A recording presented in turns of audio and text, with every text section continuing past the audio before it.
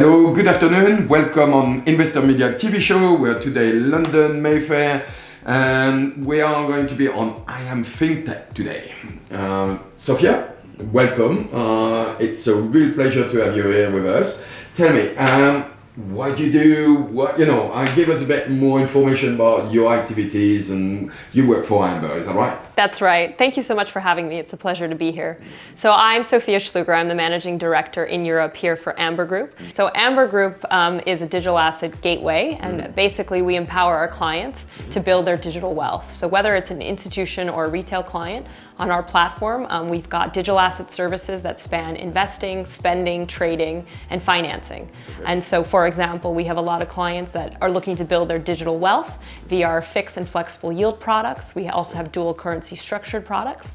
So we have different ways in which clients can monetize their investment views in digital assets, as well as use sophisticated trading tools to hedge downside risk exposure. Can you tell me about institutional investors, what you do for them? How they can trade with you, what they choose, what could be good for them, basically? Yeah, absolutely. We are servicing over 1,500 institutional clients globally, and that number is growing significantly. We currently have $5 billion in assets under management.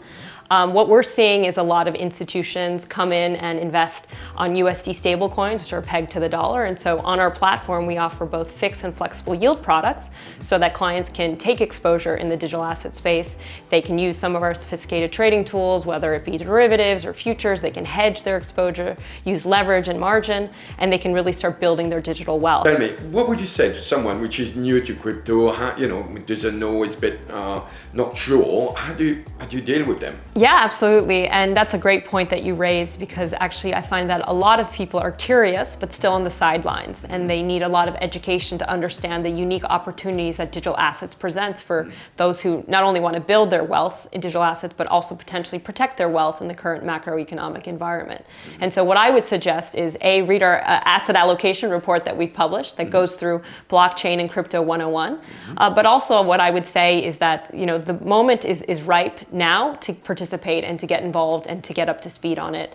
Increasingly, we're seeing more central banks announce that they're exploring CBDCs. A lot of real assets will be tokenized and brought on chain. And so we're talking about a $2 trillion asset class. So if you're not exposed to this asset class, you're 50 basis points underexposed amongst the global assets. And so it is the future.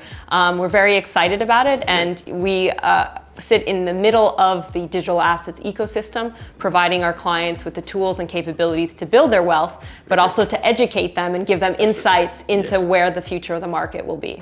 We believe unequivocally that digital assets will be the most important category of wealth in the future. And really in this digital era, what's happening is that wealth is being generated and compounded and managed much better and more efficiently than in the traditional asset classes where yields are much lower. Perfect. No, that's very interesting. Now, I know you are working with Wealthfin. Can you tell us as well, there's a big engagement, big sponsorship, sport, everything. Tell me a bit more about Wealthfin. Absolutely. So yeah, as you rightly pointed out, we announced that we will be sponsoring the Chelsea Football Club as a sleeve sponsor. Wealthfin is our all-in-one digital asset gateway. So this is for clients who want to invest, spend, trade crypto and digital assets. It's basically a gateway to the Metaverse.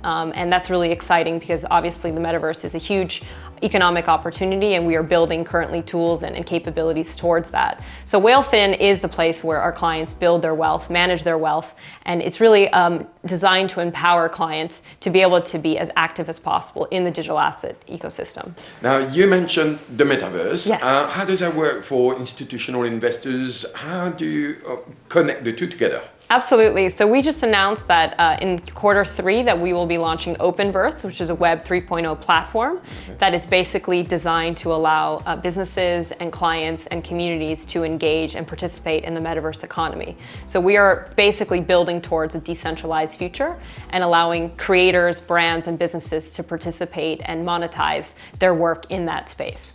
Okay, that's obviously something new. You seem to be at the front of the trend.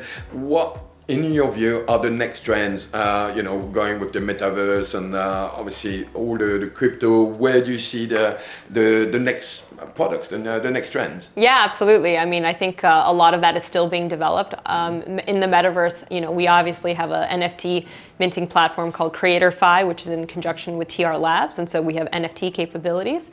In the metaverse, we'll be offering clients the ability to, use the money that they've built, they've saved and they've invested in the wealth they built in Whalefin to spend in the metaverse. But I think it's really important to recognize that more and more institutions are coming into crypto, and that's important because it's here to stay, and there's an inflection point, and more governments around the world as well are announcing their commitment to, supporting innovation. Okay. Now, obviously, the support of innovation is always there. People are speaking a lot about it. Now, if you were a government or an institutional investor or private investor, how do they connect to you? How do they connect with you or Amber, or how do you go into investing with you? Yeah, no, it's a great point. So we actually published an asset allocation report that goes through blockchain 101, crypto, smart contracts, DeFi, et cetera, and it's meant to be a primer. So for those that are inexperienced or need more education on crypto or digital assets, that's a great education and learning tool.